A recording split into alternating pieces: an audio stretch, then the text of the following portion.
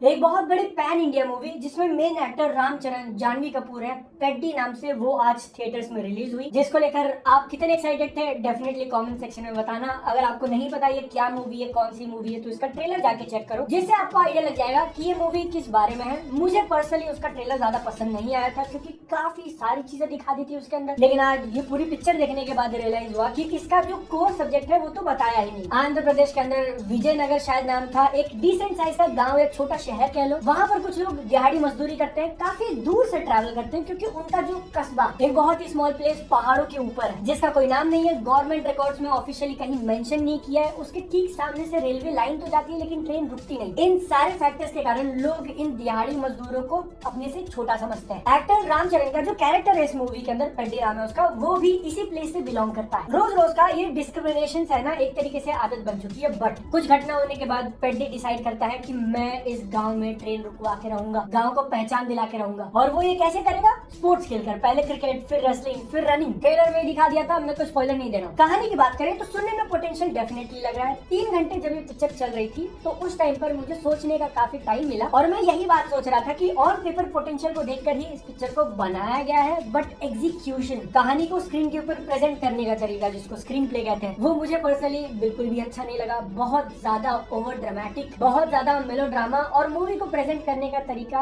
Basic feel होता है। जो आप एक एवरेज मास मसाला साउथ इंडियन मूवी का इमेज दिमाग में बन चुका है ना, बिल्कुल उसी जोन में। मैं ये क्वेश्चन नहीं कर रहा हूँ कि आप एक कैरेक्टर को 3 स्पोर्ट्स खेलते हुए नेशनल इंटरनेशनल लेवल पे इंडिया को रिप्रेजेंट करते हुए कैसे दिखा सकते हैं। नहीं, बिल्कुल दिखा सकते हो। सलमान खान की जो सुल्तान मूवी आई थी उसमें भी कुछ ऐसा ही सिमिलर रखा था, कोई दिक्कत नहीं। उसके आसपास की जो कहानी लिखी गई है या जिस तरीके से कैरेक्टर्स को बनाया ना, एक तो बहुत ही क्वेश्चनेबल मोमेंट है पिक्चर में। मैं सोच रहा हूँ कि यार ये दिखा कैसे रहे हो आप। जानवी कपूर का जो कैरेक्टर है वो एक लोकल पॉलिटिशियन की बेटी होती है, एकदम बिंदास। रैली में भाषण दे रही है वो, और वहाँ पर पेड्डी कैरेक्टर दूर से एकदम घूरे जा रहा है, घूर घूर के डिस्क्राइब कर रहा है कि बदन कैसा है, और वो भी यहाँ से नीचे। एक अच्छे खासे टाइम तक क्रीप वाली हरकतें करने के बाद रात को वो सीधा घर में घुस जाता है। यहाँ पर वो लड़की उसको जानती नहीं है, he is a complete stranger, लेकिन बत्ती जाते ही पेड्डी उसको पकड़ता और अपने पास खींच लेता है, और इसी में दोनों का ये हो गया। आगे चल के ये मूवी उसको जस्टिफाई भी करती है। पेड्डी कहता है कि हम गाँव वालों को प्यार करने का तरीका ही ऐसा। इट इज सो रॉन्ग, क्योंकि यही हरकतें मास मसाला मूवी के अंदर गुंडे लोग करते हैं और फिर उन गुंडों को रोकने के लिए हीरो आता है। लेकिन क्योंकि अब मूवी की मेन कहानी स्पोर्ट्स के अराउंड और गांव को रिकॉग्निशन दिलाने के अराउंड है, तो पहले हाफ में सेट किए हुए characters,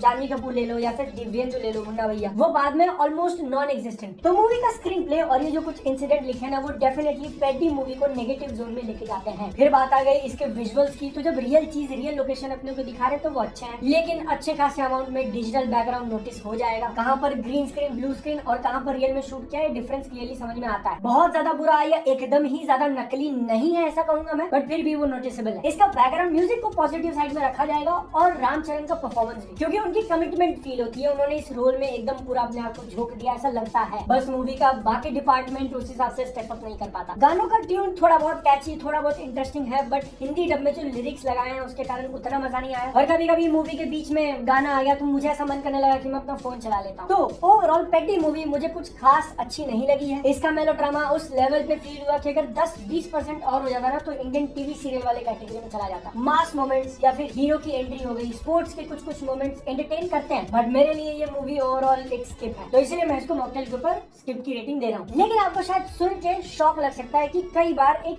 1080p movie 4K movie से बेटर लग सकती है। थिएटर के अंदर जो बढ़िया क्वालिटी होती है वो OTT प्लेटफॉर्म्स नहीं डिलीवर कर पाते। काफी क्वालिटी रिड्यूस करके आपको दिखाया जाता है, कैसे मैंने इस वीडियो के अंदर एक्सप्लेन किया है। आपको अगर मेरा रिव्यू पसंद आया तो एक लाइक कर देना, अपनी सेहत का ध्यान रखना। Tata bye bye.